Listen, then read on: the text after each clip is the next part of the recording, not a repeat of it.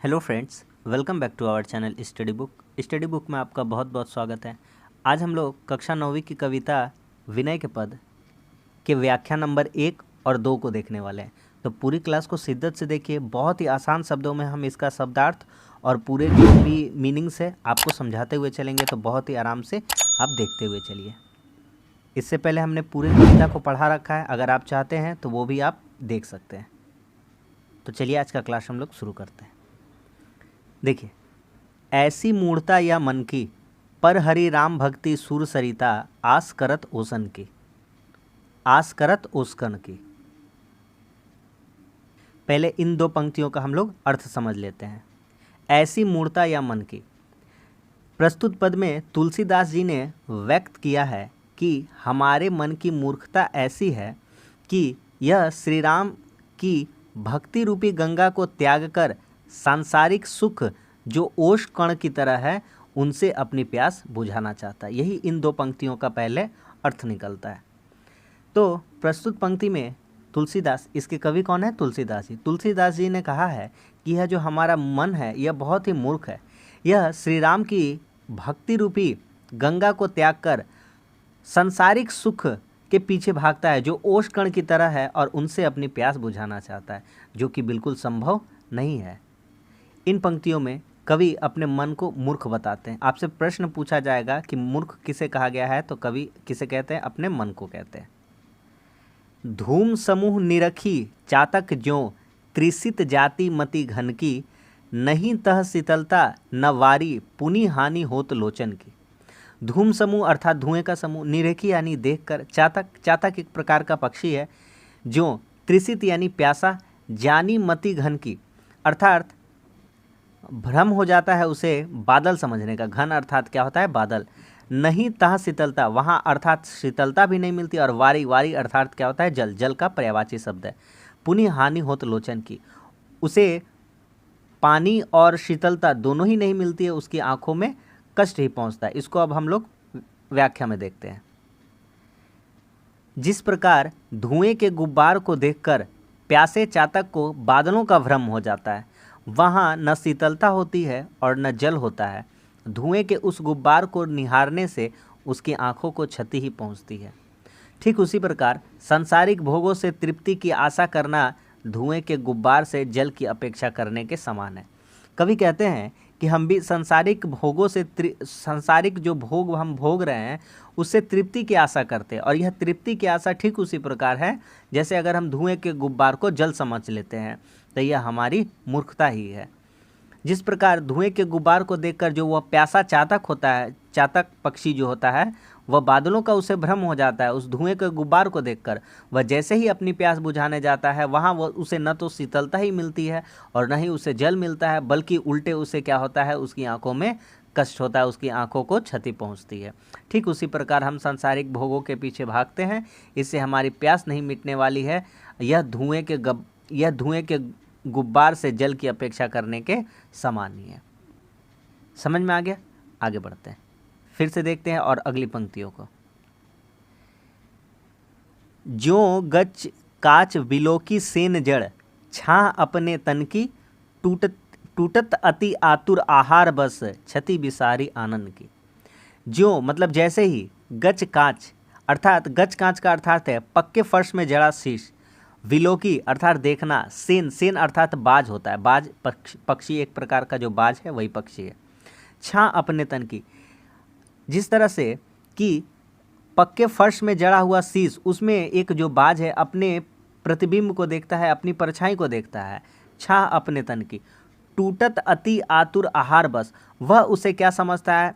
टूटत अति आतुर मतलब बहुत ही व्याकुलता के साथ, बहुत ही आतुर, आहार बस उस पर बहुत ही व्याकुलता से प्रहार करता है, उसे अपना आहार समझकर। क्षति बिसारी आनंद की, इस परिणाम स्वरूप क्या होता है? जैसे ही वह प्रहार करता है उस प्रतिबिंब को अपना दूसरा आहार समझकर, वैसे ही वह दर्पण टूट जाता है, प्रतिबिंब टूट जाता है और इसके चोंच में भी इसे पीड़ा होती है। पंक्तियों में अब इसको व्याख्या में हम लोग देखते हैं।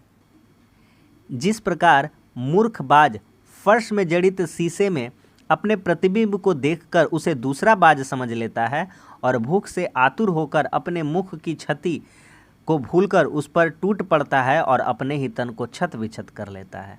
हमने भी वही बताया कि एक जो बाज है वह क्या करता है, वह फर्श में जड़ित शीशे में अपने प्रतिबिंब को देखता है।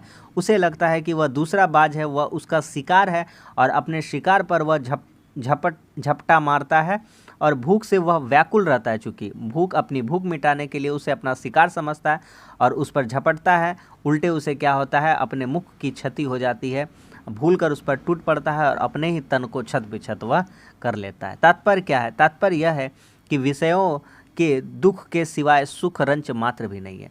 अर्थात हम जो सांसारिक भोग विलास करते हैं उसमें दुख के सिवाय सुख एक मात्र भी नहीं होता है।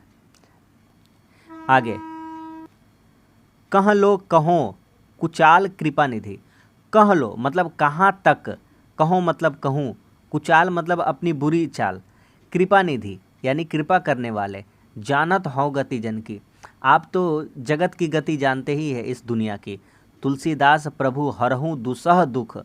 हे तुलसीदास जी कहते हैं प्रभु से, हे प्रभु आप मेरे जो असहाय दुख है उसे दूर कर लीजिए, करहूँ लाज निजपन की।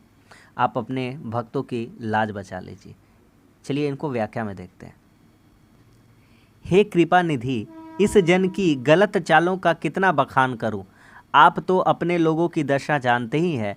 तुलसीदास जी निवेदन करते हैं कि हे प्रभु आप मेरे असहनीय दुखों को हरण कीजिए और अपनी प्रतिज्ञा का पालन कीजिए। भगवान भक्तों की रक्षा के लिए सदैव तत्पर रहते हैं, यही उनकी प्रतिज्ञा है। अब एक बार शुरू से लेकर के यहाँ से लेकर के आपको यहाँ तक पूरा व्याख्या फिर से एक बार समझा देते हैं। प्रस्तुत पद में आप अपने सामने किताब खोल कर रख लीजिए और वो जो पहला व्याख्या है पूरा वहाँ से लेकर के शुरू तक जितना समझाया है आप एक एक लाइन देखते चलिए और इसका व्याख्या देखते चलिए। आपको हम वादा करते हैं, मेरा कोशिश यही रहेगा कि आपको क्लास में ही अधिक से अधिक जो बात है आपको याद हो जाए। प्रस्तुत पद में तुलसीदास जी ने व्यक्त किया है कि हमारे मन की मूर्खता ऐसी है कि यह श्री राम की भक्ति रूपी गंगा को त्याग कर सांसारिक सुख जो ओष कण की तरह है उनसे अपनी प्यास बुझाना चाहता है। जिस प्रकार धुएं के गुब्बार को देखकर प्यासे चातक को बादल का भ्रम हो जाता है, वहाँ उसे न शीतलता मिलती है और न जल मिलता है, उल्टे उसे आंखों में कष्ट होने लगता है धुएं के गुब्बार को निहारने से। सांसारिक भोगों से तृप्ति की आशा करना धुएं के गुब्बार के जल के अपेक्षा के समान है।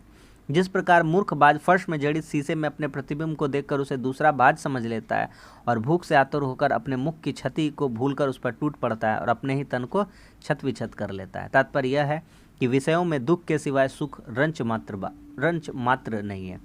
हे कृपा निधि, इस जन की गलत चालों का कितना बखान करूं। आप तो अपने लोगों की दशा जानते हैं। तुलसीदास जी निवेदन करते हैं कि हे प्रभु आप मेरे असहनीय दुखों का हरण कीजिए और अपनी प्रतिज्ञा का पालन कीजिए। भगवान भक्तों की रक्षा करते हैं, रक्षा के लिए सदैव तत्पर रहते हैं, यही उनकी प्रतिज्ञा है। इस पंक्ति का मुख्य भाव यह है कि मानव मन कुचालों से भरा है। वह राम भक्ति रूपी गंगा को त्याग कर सांसारिक भोग रूपी ओष कणों से तृप्ति प्राप्त करना चाहता है। वह चातक की तरह धुएं के गुब्बार रूपी सांसारिक भोगों से तृप्त होना चाहता है, वहाँ तृप्ति नहीं मिलती है।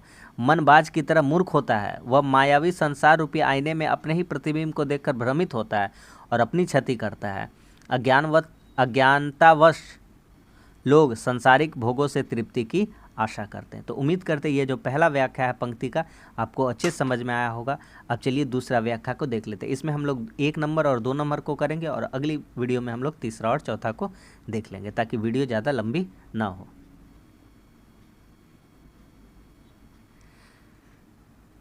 व्याख्या नंबर 2। माधव मोह फांस क्यों टूटे, बाहर कोटि उपाय करी अभ्यंतर ग्रंथि न छूटे। इन पंक्तियों में कवि कहते हैं, हे माधव मेरे मोह का बंधन कैसे टूटेगा। बाहर से करोड़ों उपाय क्यों न किए जाएं, लेकिन उसके मन के अंदर बंधी संशय रूपी गांठ नहीं खुलती है। बाहरी आडंबरों से, कर्म कांडों से हृदय की अज्ञानता दूर नहीं होती है। तो इन 2 पंक्तियों में यही कहा गया है। कवि कहते हैं कि मेरे मोह का बंधन, यह जो फंदा रूपी है, यह कैसे टूटेगा। बाहर कोटि उपाय करूँ, मैं बाहर से चाहे कितने भी उपाय कर लूँ, अभ्यंतर ग्रंथि न छूटे, लेकिन यह भीतर से जो संशय रूपी गांठ है कभी छूट नहीं पा रही है। आगे देखते हैं। घृत पूर्ण कराह अंतर्गत शशि प्रतिबिंब दिखावे, ईंधन अनन लगाए कल्पसत औसट नाश न पावे। इन पंक्तियों में कहा गया है कि घी से भरे कड़ाह में चंद्रमा का प्रतिबिंब दिखता है। 100 कल्पों तक ईंधन की सहायता से आग जलाकर औंटने पर भी कड़ाह में घी में प्रतिबिंब चंद्रमा का दिखता ही रहता है। जब तक मन रूपी कड़ाह में मोह रूपी घी रहेगा, यहाँ से आपको समझने अच्छे से, जब तक मन रूपी कड़ाह में मोह रूपी घी रहेगा तब तक साधन रूपी अनल अर्थात अग्नि जलाने से उसमें प्रतिबिंब चंद्रमा के होने का भ्रम बना रहेगा। अर्थात यह जो मन रूपी कड़ाह है, इसमें जो मोह रूपी जो घी है वह तब तक जलता रहेगा साधन रूपी अनल से, और उसमें प्रतिबिंब चंद्रमा के होने का भ्रम बना रहेगा। अब आगे की पंक्तियों को देखते हैं। तरु कोटर मह बस बिहंग, मन तरु काटे मरे न जैसे। तरु कोटर मह बस बिहंग, तरु काटे मरे न जैसे। साधन करिए विचारहीन, मन शुद्धि होई नहीं तैसे। आगे कहते हैं कि जिस प्रकार पेड़ के कोटर में निवास करने वाला पक्षी पेड़ को काटने से नहीं मरता, पेड़ का जो कोटर होता है उसमें निवास करने वाला पक्षी, अगर उसे हमें मारना है तो उसे पेड़ को काटने से वह मरने वाला नहीं है। उसी प्रकार अनेक साधन अपनाने पर भी अविवेकी मन शुद्ध नहीं होता है।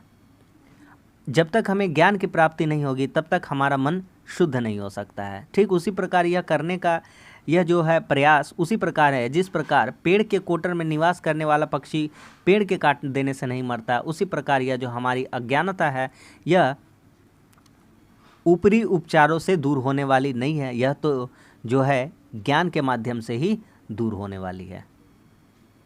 उसी प्रकार अनेक साधन अपनाने पर भी अविवेकी मन अर्थात अज्ञानता वाला मन शुद्ध नहीं होता है।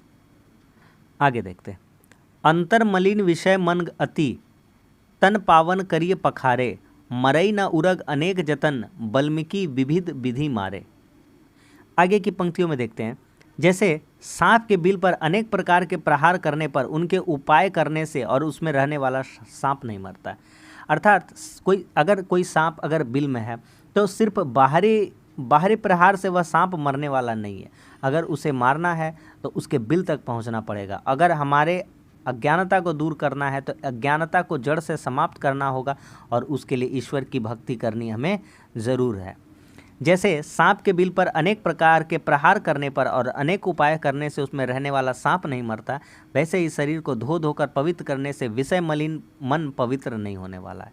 अर्थात तो जो यह हमारा मन है अंदर से मैला है, तो उस शरीर को हम बाहर से धोकर पवित्र करने की कोशिश कर रहे हैं तो यह कभी होने वाला नहीं है। जैसे अगर एक पात्र में आप एक पात्र को लेकर के उसके अंदर कुछ कूड़ा भर लेते हैं और उस पात्र को आप बाहर से धो धोकर पवित्र करने की कोशिश करते हैं, परिणाम स्वरूप यह होता है कि वह जो पात्र है बाहर से चमकता है लेकिन उसके अंदर में वह जो मैला है वह भरा ही रहता है, अर्थात वह कभी भी पवित्र नहीं हो पाता है। उसी प्रकार ठीक हमारा शरीर है, हम शरीर को बाहर से धो लेते हैं लेकिन यह जो हमारा मन मैला है, मन जो गंदा है वह अज्ञानता के कारण है, और ज्ञान की जब तक प्राप्ति नहीं होगी तो यह जो मन मैला है वह कभी भी साफ होने वाला, पवित्र होने वाला नहीं है। यही कवि कहते हैं कि जैसे सांप के बिल पर अनेक प्रकार के प्रहार करने पर और अनेक उपायों के करने से उसमें रहने वाला सांप नहीं मरता, वैसे ही शरीर को धो धोकर पवित्र करने से विषय मलिन मन पवित्र होने वाला नहीं है। तुलसीदास हरि गुरु कृपा बिनु बिमल विवेक न होई, बिनु विवेक संसार घोर निधि पार न पावे कोई। तुलसीदास हरि गुरु करुणा बिन, तुलसीदास जी कहते हैं कि ईश्वर की करुणा बिना बिमल विवेक न होई, शुद्ध विवेक, बिमल अर्थात शुद्ध, विवेक अर्थात ज्ञान नहीं होता है। बिनु विवेक संसार, और बिना विवेक के संसार से घोर निधि पार न पावे कोई। यह जो विशाल संसार है, यह जो भव सागर है, इससे कोई भी पार नहीं पा सकता है। तुलसीदास जी कहते हैं कि ईश्वर और गुरु की कृपा के बिना विशुद्ध विवेक नहीं मिलता, और विवेक के बिना कोई इस संसार रूपी महासागर को पार नहीं कर सकता, अर्थात वह संसार का रहस्य नहीं जान सकता। एक बार फिर से हम आपको जरूर से बता देते हैं। हे माधव, मेरे मोह का बंधन कैसे टूटेगा? बाहरों से करोड़ों उपाय क्यों न किए जाए, लेकिन उसके अंदर, मन के अंदर बंधी संशय रूपी गांठ नहीं खुलती है। बाहरी आडंबरों से, कर्म कांडों से हृदय की अज्ञानता दूर नहीं होती। घी से भरे कड़ाह में चंद्रमा का प्रतिबिंब दिखता है। 100 कल्पों तक ईंधन की सहायता से आग जलाकर औटने पर भी कड़ाह में घी के प्रतिबिंब चंद्रमा दिखता ही रहता है। अर्थात जब तक मन रूपी कड़ाह में मोह रूपी घी रहेगा तब तक साधन रूपी अनल जलाने से उसमें प्रतिबिंब चंद्रमा के होने का भ्रम बना ही रहेगा। जिस प्रकार पेड़ के कोटर में निवास करने वाला पक्षी पेड़ के काट देने से नहीं मरता, उसी प्रकार अनेक साधन अपनाने पर भी अविवेक के मन शुद्ध नहीं होता है। जैसे सांप के बिल पर अनेक प्रकार के प्रहार करने और उनके उपायों के करने से उसमें रहने वाला सांप नहीं मरता, वैसे ही शरीर को धो धोकर पवित्र करने से विषय मलिन मन पवित्र नहीं होने वाला है।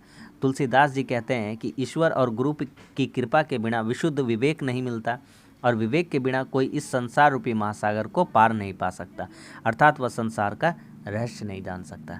तो यह जो 2 पंक्तियाँ थी, हमने इसको अच्छे से आपको व्याख्या करा दिया है। उम्मीद करता हूँ आपको अच्छे से समझ में आया। आपके पास भी यह किताब है, आप भी पढ़ सकते हैं, लेकिन मेरी तरफ से कोशिश यही थी कि आपको आसान शब्दों में समझा दिया जाए, जिसका अर्थ आपको पता ना चलता हो उसे मैं अच्छे से एक्सप्लेन कर दूँ। तो उम्मीद करता हूँ यह कविता जो व्याख्या है आपको ये दोनों पंक्तियों का समझ में आ गया। वीडियो अच्छा लगा तो लाइक कर दीजिए, दोस्तों में भी शेयर कर दीजिए ताकि उनको भी यह व्याख्या सुनने को मिले और समझने को मिले। और चैनल पर नए तो चैनल को सब्सक्राइब कर दीजिए। अगली वीडियो में इसके व्याख्या नंबर 3 और 4 को लेके आएंगे और इससे संबंधित जो भी महत्वपूर्ण क्वेश्चन है सारे हम आपको करवा देंगे ताकि आपका एग्जाम में एक भी प्रश्न छूटे ना। तो चैनल पर बने रहिए। चलिए मिलते हैं अगले सेशन में, अगले क्लास में। तब तक के लिए धन्यवाद। जय हिंद।